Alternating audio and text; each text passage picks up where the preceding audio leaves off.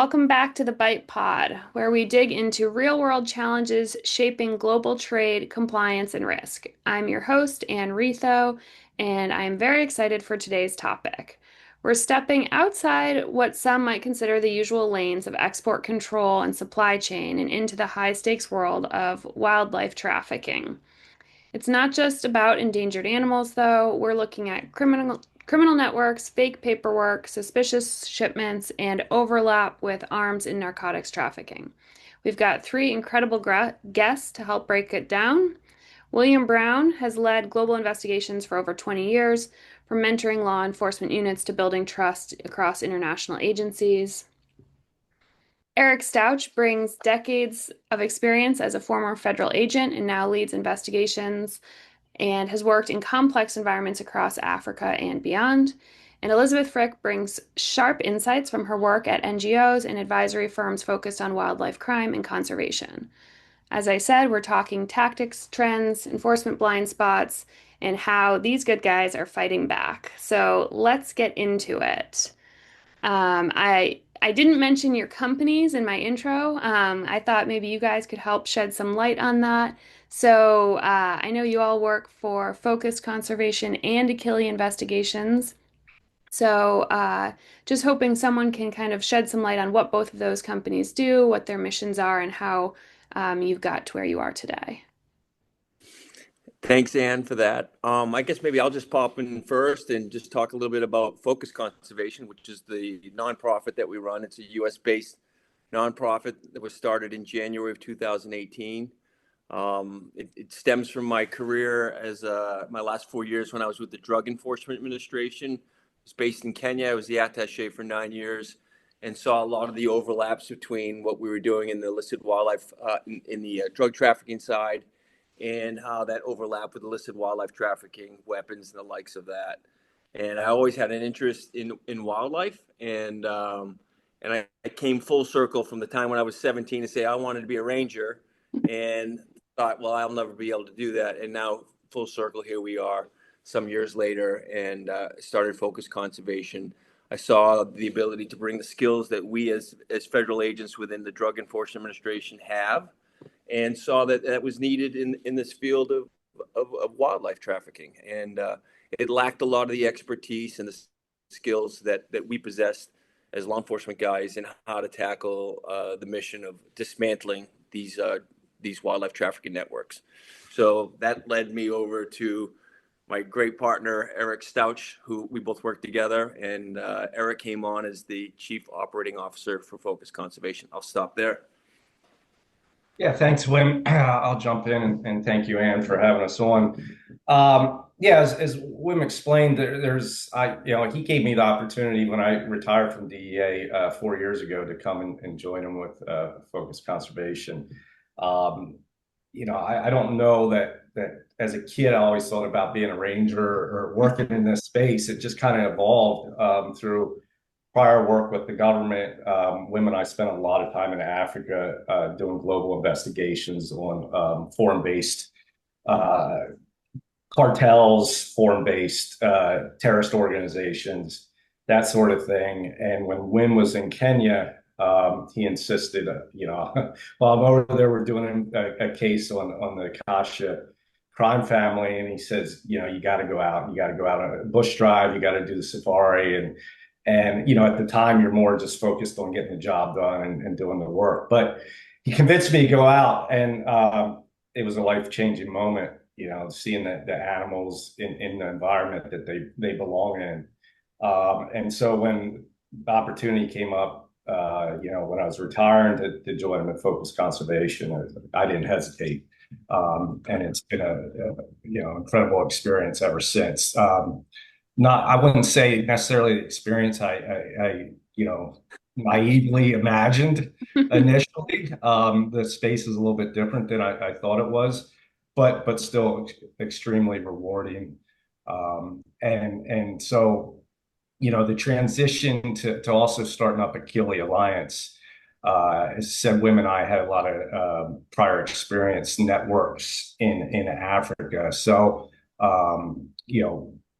Wim would, prior to me joining him and retiring, he would get requests from colleagues that are now working for large investigative firms or ex-prosecutors working for large law firms asking for assistance, due diligence type work, risk advisory work on specific Africa-based issues.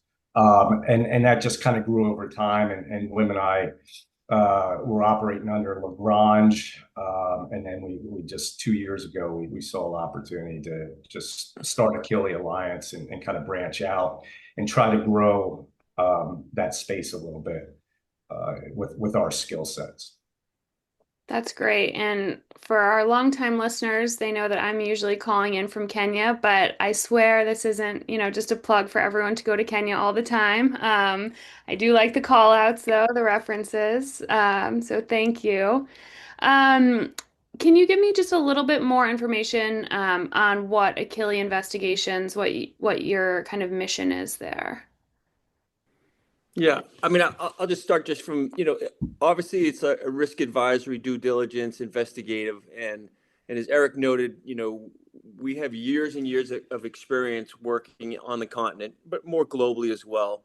But whether it was West Africa, East Africa, or South Africa, we built up a network of contacts, whether it's government-based contacts, law enforcement-based contacts, or source-related contacts that are in the industry or on the ground.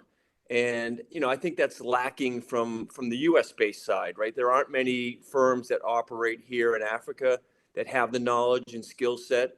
And we're problem solvers, and, we've been able to execute on that. And as Eric said, we wanted to bring it a step up. We put so much effort into the work that we're doing with focus conservation, and we saw this opportunity to do this for-profit, Akili Alliance, to support the work that we're doing for the nonprofit. And what I mean by that is we're taking a lot of the tools that we've acquired, the skills, the analytical capabilities, the software capabilities that we have, to give that back to the nonprofit side. And we do that, pro bono based quite often. And I know we haven't talked anything about Elisabeth here, but Elisabeth is the intro to the work that we were doing on the wildlife side. And I know that Eric and I took a shine to Elisabeth's background, her professionalism, how she carried herself. And we always saw an opportunity, and we took that with her. And she's just been a golden apple for us in not only from the focus conservation side, but strongly from the Akili Alliance side. And I'm going to stop there because I know Eric's got a lot of filler here. And Elisabeth, you got to chime in.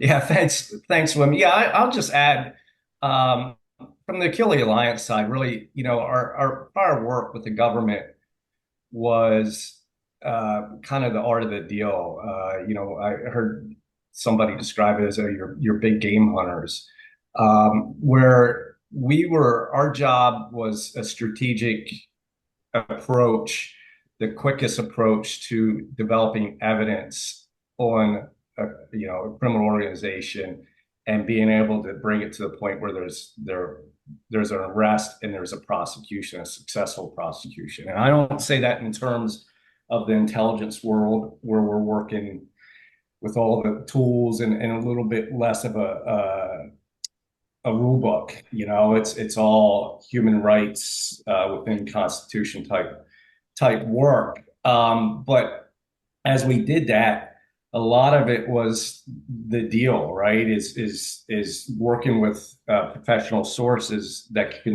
negotiate a deal and understand what these criminal organizations wanted and what inspired them to continue doing or moving the illicit goods that they move. And obviously the easy one is greed, right? Greed fuels a lot of that, but also the narcissism and the sociopathic ways and a little bit of the nepotism that comes in. But from the Akili Alliance side, we have the skill set where, as Wim said, we're problem solvers, but we're fact finders as well, right? And to be able to evaluate quickly what the situation is and what the reality of the situation is. And you find a lot of people aren't very good at doing that. They get caught up in the minutia and can't cut straight through that and understand what is causing the problem, or what is the actual truth of what's going on. And that's where the risk advisory comes in, and being able to understand kind of the sometimes the criminal minds of these individuals, but just maybe what's driving the greed and the reasons for obviously the corruption and that sort of thing. So I think that's something we bring over. But and from the what Akili Alliance provides to focus conservation is there's a huge gap. Our role with focused conservation is to build capacity and institutional change. So we partner with governments. We embed seasoned law enforcement professionals. A lot of them come from the UK National Crime Agency, and they provide constant mentorship. So we equip, manage, and mentor wildlife crime units. We try to build them up, make wildlife trafficking a priority crime for the governments. Whereas, narcotics and human trafficking, arms trafficking always are at the top of the list. But we're trying to bring that institutional change where wildlife trafficking is also that priority, because they all converge, right? We know that in these spaces, all crimes converge. The transporters for arms, transporters for drugs, or transporters for wildlife crime. It just runs across the board, and greed is greed. So if you have a commodity that has a value, they're going to move it. And so, but what we found as we're supporting these wildlife crime units is there's a major gap in the analytical support, true analysis. We had a very good program where individuals from these crime units, 7 different countries, went through an intensive program where they learned how to see forensic evidence, the phones, the computers, the drives, any sort of thing like that, and extract the information from those products and be able to present it in court. But there was never the next step where there was that analytical capability. So we thought, hey, let's bring this to the table. And so what we did from Akili, as Wim said, pro bono, we purchased products, and that's how we came to work with Byte and True Borders, or New Borders, and so to provide this ability that we've had through our careers to take the analysis to the next level. And that's where Elisabeth has really come in, and I'm going to hand it over to her, but to kind of spearhead this side of the Akili house. Thanks, Eric. Thanks, Wim and Anne. It's great to be here today. Yeah, just jumping in and adding to what Eric and Wim were saying, I think in addition to the analytical skill sets that we have in tools and technologies on the Akili side, where we really see value is adding that in and combining that with on the ground, human networks and capacity building kind of skills and tools that we have with the existing units on the ground. Because I think in the landscape operating in Africa, a lot of the tools and technologies that a lot of entities rely on maybe isn't always necessarily applied or used in the same way in Africa, considering there are different data gaps, different investigative gaps with these tools. And I think where Akili comes in and where focused conservation comes in, as well as being able to leverage those networks that Wim and Eric have developed over the past 15, 20 years or so. And the networks that come with the capacity building model that Focused applies. And I think it's a model that's quite unique in the NGO landscape. Prior to coming on and working at Focused Conservation and Akili, I was doing project design, monitoring, evaluation, grant proposal writing for a number of counter-environmental crime projects in this landscape. And I think one of the reasons that focused conservation stood out to me the most is that capacity building element. And I think it's a model that stems from Wim and Eric's time in the DEA, and more of a law enforcement operating model that's applied, more in depth in that technical advisors are embedded within the units. And I think that there are, law enforcement approaches in the conservation space, but having those units set up and continuous ongoing mentorship by the focused conservation team is something that I don't think you see a lot, and really is what gets those sustainable long-term results. And I think a lot of the topics that are covered by the TAs through focused conservation, like looking at corruption and kind of mitigating some of those concerns, is something that we're able to also do on the Akili side and leverage those skill sets. So they're interconnected in the most amazing way and impactful way, both from a tools and technology side of things, but also from the human capacity side as well. So it's been a great experience coming on board to be able to support both, especially from the analytical side, kind of looking at leveraging those tools and technologies and combining it with our on the ground truthing as well to get results. Thanks, Elisabeth. It's great. Yeah, great to hear kind of how you guys are approaching this, and it definitely sounds unique.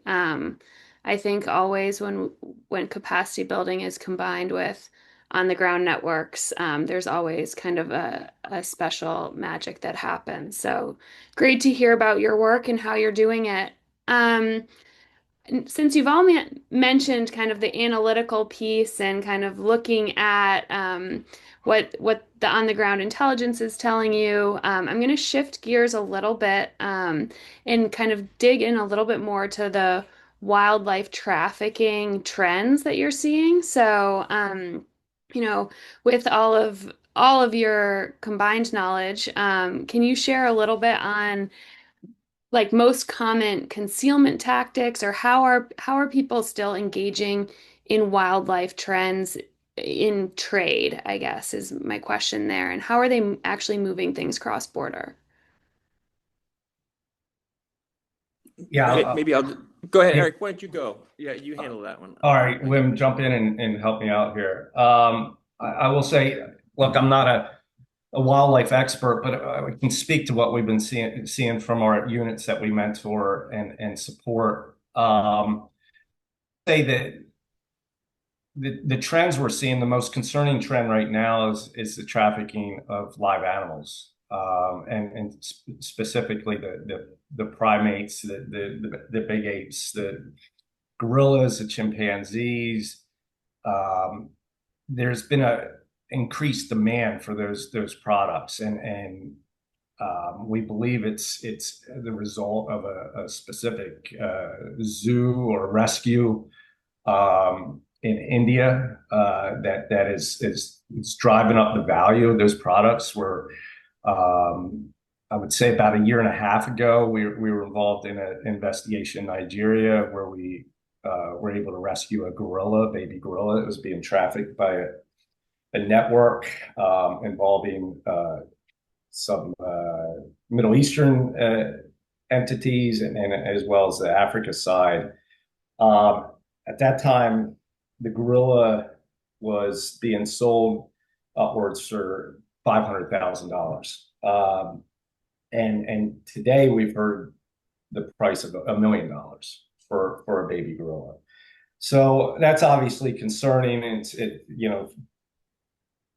there's obviously a entity that's willing to pay that price. And so people are opportunists, and so they're going to find gorillas and chimpanzees and whatnot that they can traffic. And so, a lot of times the methods to do that are either you fly in a private aircraft, because some of the individuals are wealthy enough to do that. They fly in a private aircraft, pick these animals up. Or more recently, we saw a situation just prior to Christmas in December of 2024, where a baby gorilla was rescued at the airport in Istanbul, Turkey. And it was concealed in a shipment of large rabbits. And with that, again, it's most of the times it's fraudulent CITES certificates. So they're getting an official that's willing to sign off on these CITES certificates or change the code to to a zoo purpose or pet purpose, that sort of thing, and just ship them out because obviously it's hard to conceal a baby gorilla, right? I would think so. It has to live or it's not valuable. So yeah, that's the most common method that we see when it comes to the live animals. Now, when it's birds or a smaller species, yeah, they'll pack them in amongst other cargo, and just try to conceal it, embed it within a large cargo hold. But yeah, I mean, and then as with any other commodity, that you have the line of corruption from the officials that are willing to sign off CITES certificates all the way through the airport, right? The cargo load, members of the airlines, and that's where our partner United for Wildlife from the Royal Foundation comes in. And they try to bring a lot of awareness and to the airlines and to the shipping community the certain tactics, or at least make the management, the executive levels of these airlines and ships aware of, hey, your facilities are being used to illegally transport these animals. Now, when it comes to the animal products, then you have some other concealment methods. We've heard of them: hide it within timber, inside timber. A lot of times, other animal skins are used to conceal the products, or they just they just ship it. They'll have a fraudulent certificate saying it's legal, and they'll just ship the products. Just this past month, we work with the Nigerian Customs Office, and they seized 10,600 donkey penises in a 40-foot container. That represents 10,000 dead donkeys, right? Which in Nigeria, a lot of their donkeys have been killed off, and now they're being trafficked in from the border countries.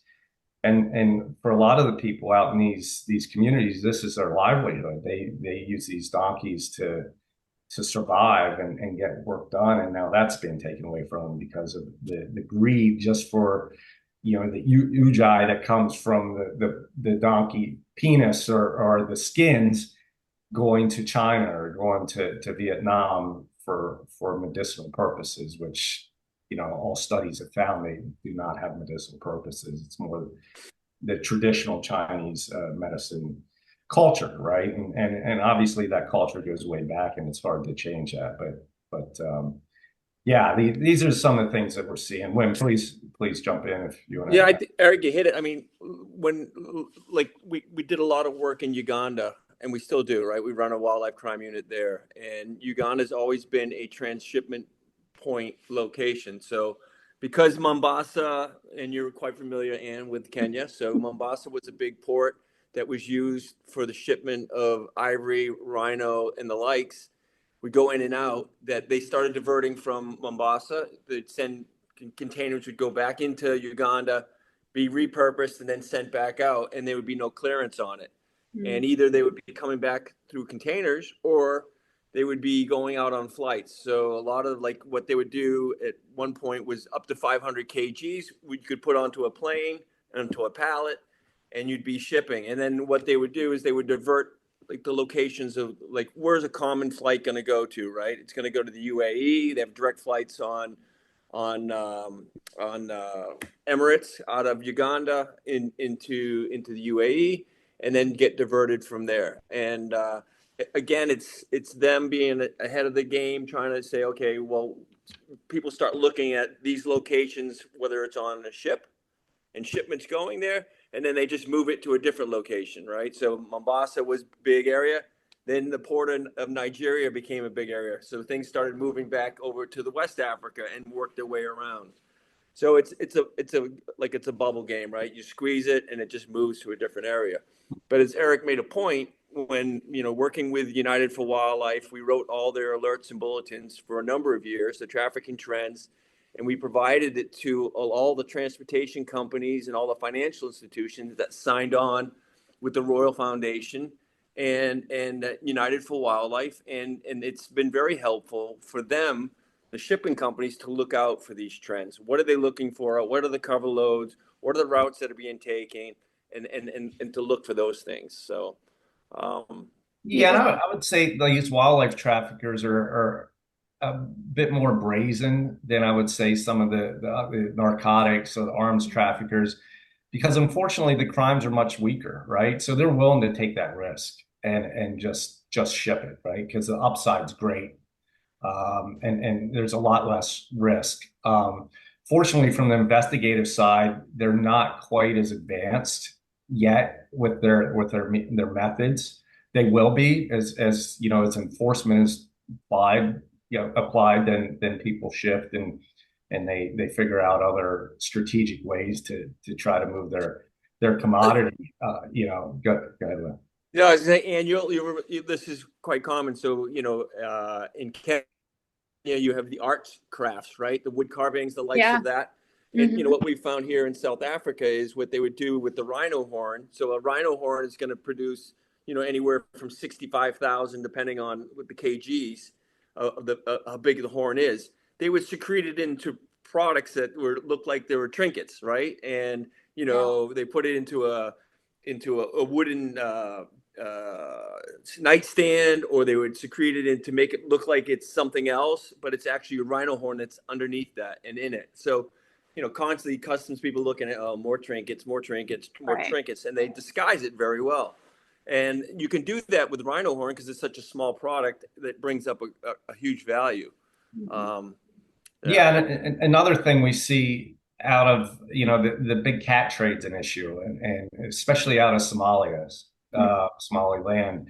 is the trade of cats into Saudi Arabia, into the UAE, into Pakistan, and so a lot of them will be shipped, put on a dhow, and just go into Yemen, right? They'll get them into Yemen, but the same time, there's guns, there's arms on there, there's drugs on there, and they're just shipping these cats. They're capturing them as babies, and then they're shipping them. A lot of them don't make it. I've seen videos with traffickers where they're showing the dead the Cubs. cheetahs and dead cubs. But they're just being shipped for pets, to have your TikTok or your Instagram photo with your fancy car, stand in front of it with your cheetah. And it's horrific. And how they acquire them, right? So like when you get a baby gorilla, you have to take out the male gorilla and the moms and the rest of the family, right, in order to get the baby gorilla. So it's not just, the devastation is much broader. And the same thing when it comes to the cheetahs, right? It's the mom gives the birth, they know it's there, she gives 2 or 3 cubs, and then bang, you kill the mom or the father, and then there you have the cubs. And then if they get them too young, they're not going to survive. And oftentimes, like Eric said, they don't make the travel because it's such a hard journey. Yeah, the gorilla we were able to rescue, her name's Billy. When she was examined, you could still see the pellets, gunshot pellets in her from when they poached her away from the female gorilla father. So it's horrific, and a lot of these, I'm learning, but these gorillas, if you don't get them to the right rehabilitation, and if you don't get them with like species or other gorillas in time, they need a desire to live, and if they don't, they just get depressed and they won't make it. It's extremely traumatic to them. So, I know you guys do a lot of capacity building. Just as I'm listening to this conversation, what can like shipping companies or airlines or 3PLs or trucking companies, what can they look out for? How can they help combat these issues? Are they getting training on this, or more training? What can they be looking out for? Yeah. My suggestion is this, right? So they do get the trafficking trends and the likes of that. But, you know, one of the things that was brought up earlier about having the right capability and the tools and the software is great. But if you don't know the business, you Hmm. can't apply them, right? And again, this is a horn out for new boarders, but like this is exactly where you guys come in because you have all the right tools, you have the capability, but you have the knowledge and the skill set behind it. So you have to find people like yourself, right? They have to reach out to people like yourself that have that skill set, problem that are very smart about the problem solving and understanding how things move and not just having the tool of saying, okay, give me the manifest for this and show me that. And it really means nothing to the normal person. So I think that kind of answers a little bit, Anne, about what you're asking. I'm sure Eric will add to that or Elisabeth, please. Yeah, I think, in the world of AI, a lot of people like use the term predictive analysis, right? And I like to go back and say, well, we've been doing that since law enforcement started, right? You study the trends, where there's a high crime rate. If there's burglaries taking place, then you look at the statistics and you set up in that area and you try to react. Well, where new borders comes in, and as Wim said, you have the skill set to look at these sort of things. And it is that predictive analysis. When you start looking at those, you analyze prior interdictions or prior seizures and how what lined up, on the shipping route and the shipping agents and on the bill of ladings and start analyzing that and looking and developing those trends and those predictive trends and then getting it to the proper shipping, agents or authorities. And I think that's where we come in with the capacity building is you're able to mentor in that and teach that and help them predict like, hey, this may be a high risk container, a high risk route. This type of cover load has been used in the past.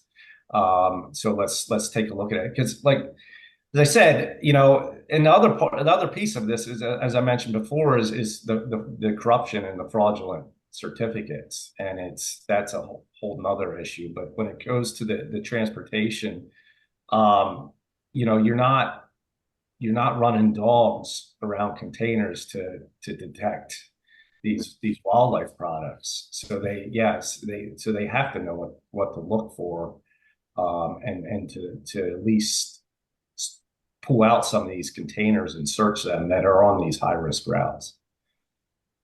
Yeah. And then another thing we've been working with some of our listeners and some of our customers on is expanding to new markets. There are a lot of companies in the US that are trying to um, expand, who they're selling to, where they're located globally. What recommendations, not necessarily from wildlife, but just taking a step back, what recommendations do you have for businesses like that in terms of their risk profile as they go internationally? Where should they be looking? What should they be doing? How to, make sure that they are able to set up shop somewhere else without unknowingly getting wrapped up in some wildlife or drug scheme that, they don't know anything about. I'll just do a quick intro, but I think what's important is like oftentimes these people that are going to get into the businesses, they're going to expand, they're going to come into Africa. They lack any knowledge whatsoever about the environment, right? And clearly, and you're quite familiar that people understand that Africa is not just one country; it's over 43 different countries that sit here. You have to understand the environment, the people, the nature, and the best thing to do that is to find capable individuals to actually provide you that, right? And oftentimes, and I'll say this, oftentimes big companies want another big company to do that work for them. So they'll look at a big company that has a good name but has no exposure and all they do is they just sub it out to somebody else. They repackage the information and say it's theirs. And, I think that's where Akili Alliance comes in, is because we actually understand the environment. I mean, I live in the environment. I've spent the last 12 years of my life on the continent, living full time and working here over the last 17, 18 years. So I understand it. Eric understands it. Elisabeth understands it. And, we know who to go to and to the right people. And I'm not saying that you have to come to Akili Alliance people. I'm just saying that find the right capable individuals to do this work. And then Eric, Elisabeth, I mean, the things that they should be looking out for as far as, doing the due diligence and doing the analytical. Go ahead. Yeah, I think, look, Wim, you nailed it. It's knowing the environment and who are the right people to meet with, right? And a lot of times you think you're meeting with the right person, you're being led down a path that's not going to be the result that you want. And I think unintentionally, a lot of people end up in FCPA with FCPA issues for that reason, just not knowing the environment and getting pulled into paying for a concession that you may want or positioning yourself in that country, and it's a strategic negotiation that you certainly need to understand the environment and kind of be guided along from people that do know it. And I think too, I mean, for these companies coming in or companies that are looking to come in, they don't know what they don't know, right? And the only way to remediate that is either with networks on the ground, like we have through Akili, or using data.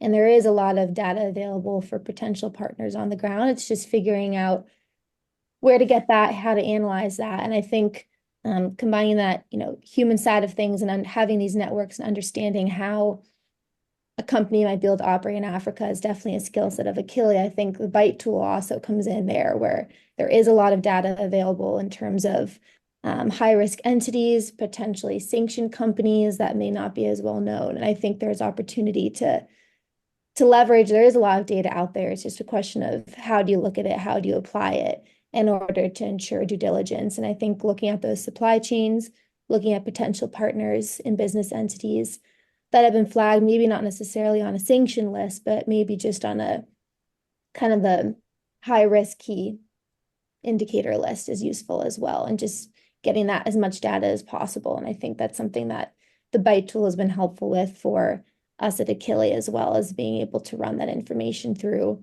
a very large global data set.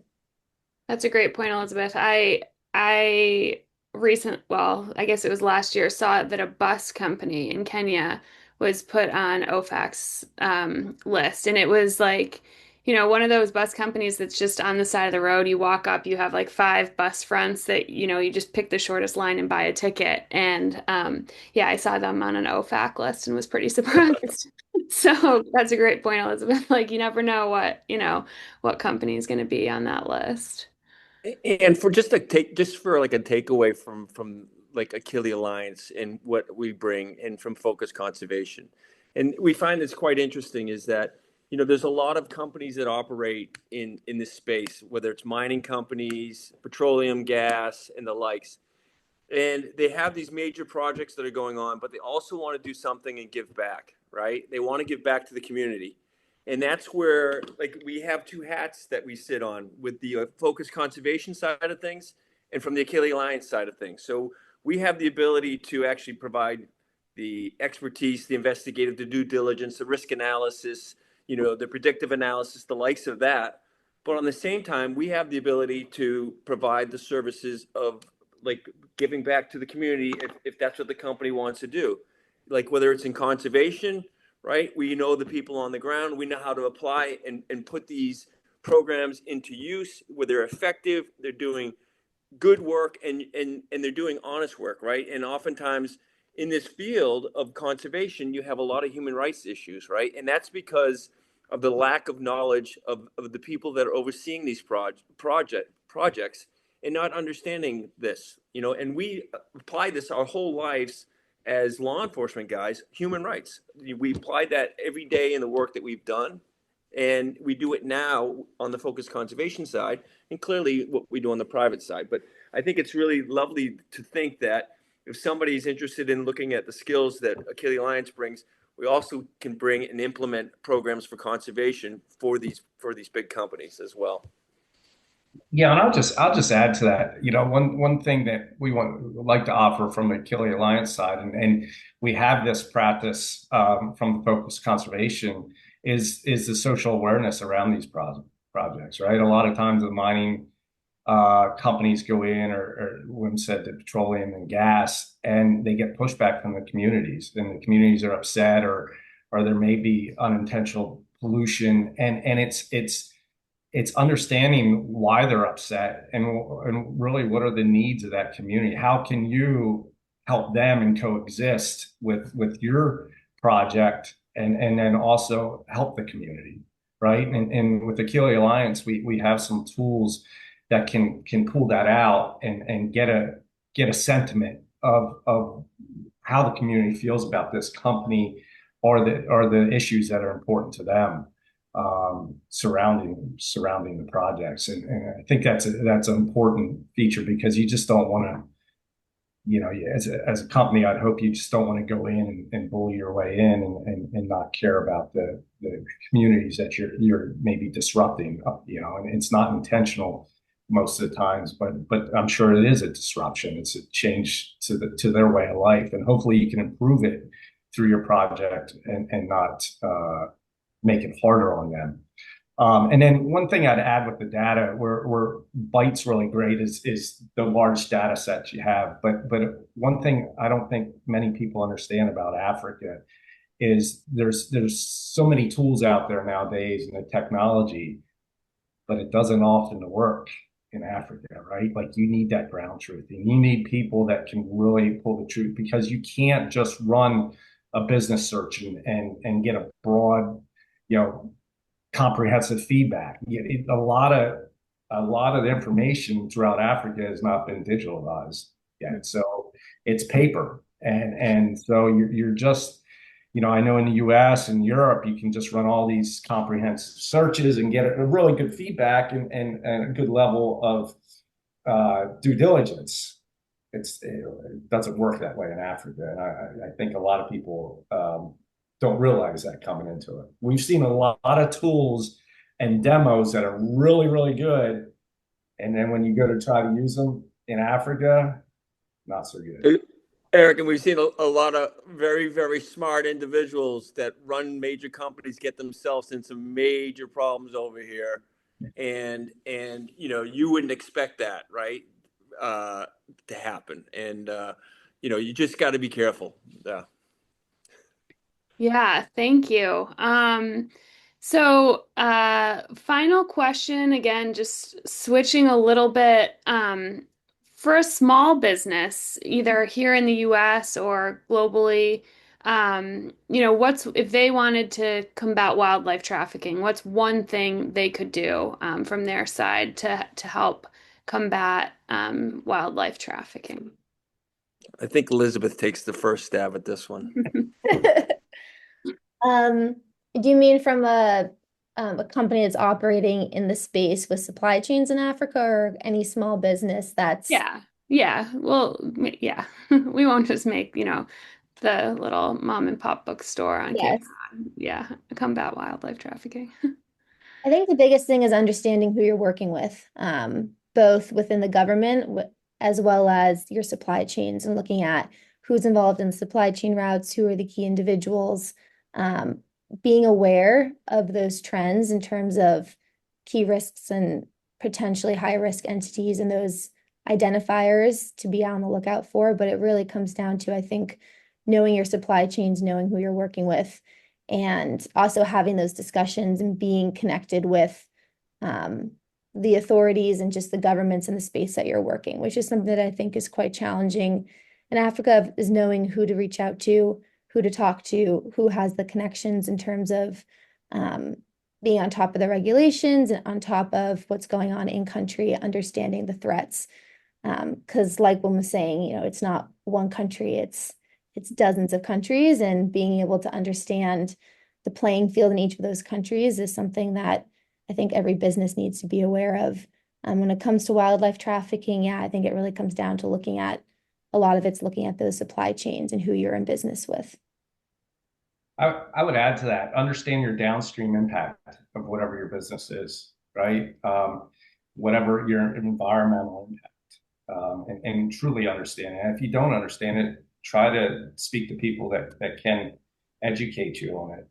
Because a lot of times you may be taking down timber or moving minerals around that have a downstream impact on the environment and on the animals. And then also know who your workers are, right? And we see a lot of increase in poaching incidents around certain major projects, and it's because the workers are consuming those animals. The pangolins, one of the most poached animals out there now, and we just recently had a case in Uganda where they were selling live pangolins, and we connected it to a Chinese market, right? And they were serving it at restaurants, but you see that around a lot of these work sites where there'll be an increase in poaching incidents. So I think it's understanding that, and obviously knowing what you know, understanding what you're good at and what you're not, and be in that lane. A lot of people, we see in this space like to cross over in that lane, and if you just stick with what you're really good at, you're going to help this space much more than trying to be an investigator when you're an academic, right? And they both have their purpose. One's not more important than the other. Or you're a scientist, don't be an investigator, right? Like, or you're an investigator, don't think you can know how to take care of a chimpanzee. So know your space, know your lane. Surround yourself with like-minded, good people that are willing to share, because this is what is very lacking in this space, is people sharing intelligence, understanding that the problem that you have in that one space that you operate in, whether it's Zambia, Zimbabwe, or the likes of it, those networks operate everywhere else in Africa or more globally. So in order to combat that problem, you have to work together, right, in this space. And that's one of the biggest things that I saw when I first came in. Everything was like in a silo. Everybody had their own little thing. And if we don't work together, if you don't surround yourself, like here we are surrounded with great people, Eric, Elisabeth, right? All the people within Focus Conservation, super amount of skills and years of experience that we're with. And I think that's what you need to bring into this space. Bring what you're good at, like Eric said, and then stay in your lane, right? And work together.